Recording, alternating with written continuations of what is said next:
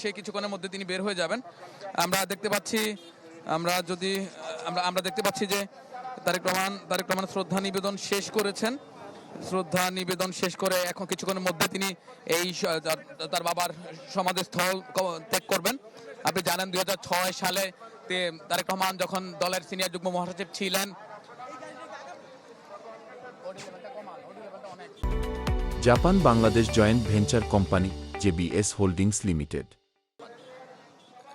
তারেক রহমান যখন সিনিয়র যুগ্ম মহাসচিব ছিলেন 2001 সালে দলের প্রতিষ্ঠা বার্ষিকীতে তিনি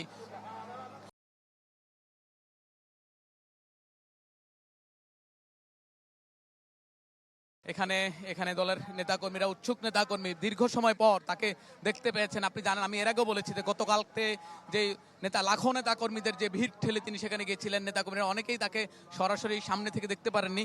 যেহেতু নেতাকর্মীরা বলছেন এখানে অনেকেই এসেছেন, গতকালকে যারা এসেছিলেন তারাও আজকে এখানে এসেছেন।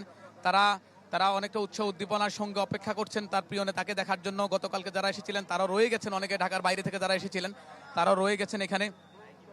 এবং তাদের প্রত্যাশা, তারা প্রত্যাশা করছেন যে স্বপ্নের বাংলাদেশের জন্য দেশের মানুষ জীবন দিয়েছে, বিশেষ করে 24 জুলাই গণ অভ্যুত্থান এবং বিগত 17 বছরে ফ্যাসিবাদ বিরোধী আন্দোলনে করতে গিয়ে বিএনপি তথা বিরোধী রাজনৈতিক দলের নেতাকর্মী যারা জীবন দিয়েছেন, যারা রক্ত দিয়েছেন, সেই রক্ত যাতে বৃথা না যায়। গতকালকে তার বক্তব্যের মধ্যেও তারেক রহমান বলেছেন তিনি এমন একটি বাংলাদেশ গড়তে চান যে বাংলাদেশের মধ্যে কোনো বৈষম্য থাকবে না, সাধারণ মানুষ নির্বিঘ্নে চলাচল করতে পারে, এবং একটা মা যেমন বাংলাদেশ দেখতে চান, একটা শিশু যখন ঘর থেকে বের হওয়ার পর নির্বিঘ্নে ঘরে ফিরতে পারে, এমন বাংলাদেশ তিনি গড়তে চান।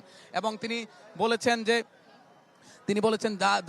এই বাংলাদেশ নিয়ে ফ্যাসিবাদ আধিপত্যবাদীরা নানা ষড়যন্ত্র করছে, সেই ষড়যন্ত্র মোকাবিলায় দেশবাসী তথা নেতাকর্মীদের ধৈর্য ধারণের কথা বলেছেন। তিনি বলেছেন নিজেদের মধ্যে মতপার্থক্য থাকতেই পারে, কিন্তু